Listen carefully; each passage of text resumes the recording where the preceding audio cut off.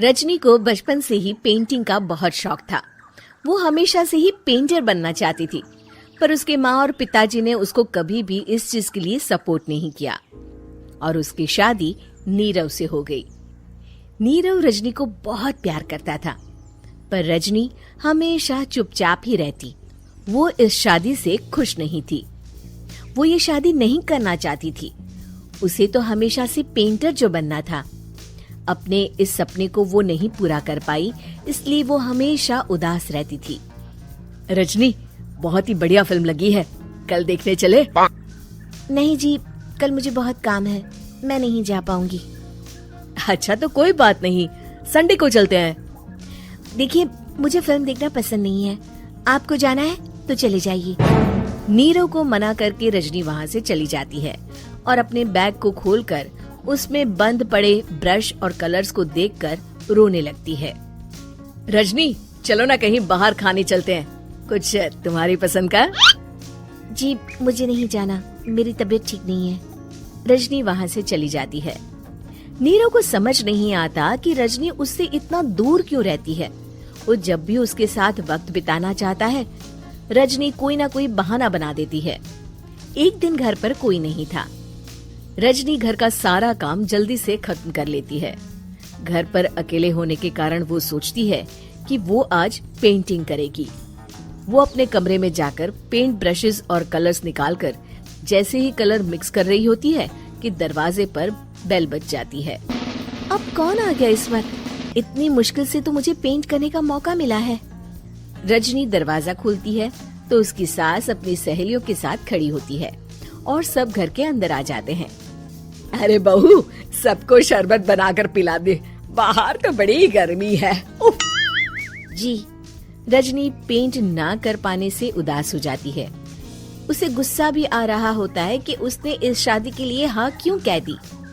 वो रसोई में जा रही होती है कि उसकी सास उसे रोकती है। बहू, सबके खाने का भी इंतजाम कर लेना, आज का लंच तो ये सब यहीं करेगी। हाँ। रजनी बिना कुछ कहे रसोई में चली जाती है। सबके लिए खाना बनाती है।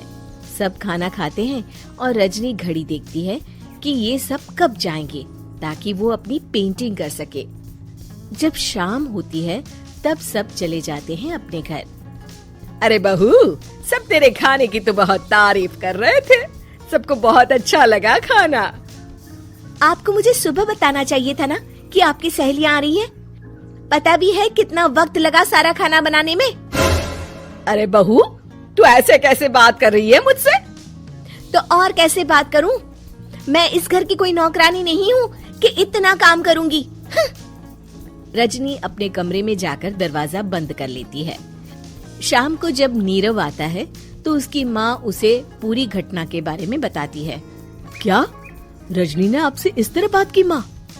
हाँ, और पता नहीं उसे क्या हो गया है, शाम से बाहर भी नहीं आई है। मैंने तो कई बार आवाज दी, खाना भी नहीं खाया उसने। तू ही बात करके देख ले बेटा। नीरव अपने कमरे का दरवाजा खटखटाता है। रजनी, दरवाजा खोलो, मैं हूँ। रजनी दरवाजा खोलती है और फिर वापस जाकर अपने बिस्तर पर लेट जाती है। रजनी, माँ से बात करने का ये क्या तरीका है? मैंने कोई गलत बात नहीं की है। अरे तुम क्यों ऐसे बर्ताव कर रही हो सबके साथ? क्या तुम इस शादी से खुश नहीं हो? रजनी कुछ नहीं बोलती। अरे बताओ मुझे रजनी, क्या ये शादी तुम्हारी मर्जी के खिलाफ हुई है? हाँ, मैं ये शादी कभी नहीं करना चाहती थी। तुमसे क्या, मैं किसी से भी शादी नहीं करना चाहती थी। रजनी रोने लगती है। चुप हो जाओ रजनी, बताओ मुझे, तुम क्यों नहीं करना चाहती थी शादी? रजनी बेड के नीचे से अपने पेंटिंग्स, कलर्स, ब्रश, पेपर्स निकालती है। इतने में उसकी सास भी कमरे में आ जाती है।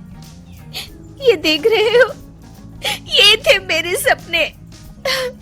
मैं पेंटर बनना चाहती थी, पर माँ पापा ने कभी सपोर्ट नहीं किया और मेरी शादी करवा दी। मेरे सारे सपने टूट गए।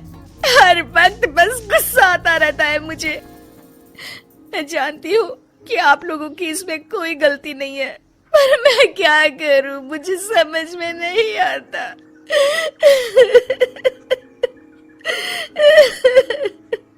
रजनी फूट फूट कर रोने लगती है। मुझे माफ कर दीजिए, आप दोनों के साथ मैं बहुत बुरा बर्ताव कर रही हूँ। अरे रजनी बेटा चुप हो जाओ तुम। नीरव पानी लेकर आता है। ये लो पानी पियो और शांत हो जाओ।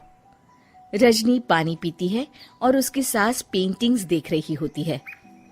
अरे नीरव, हमें तो पता ही नहीं था कि हमारी बहू कलाकार है।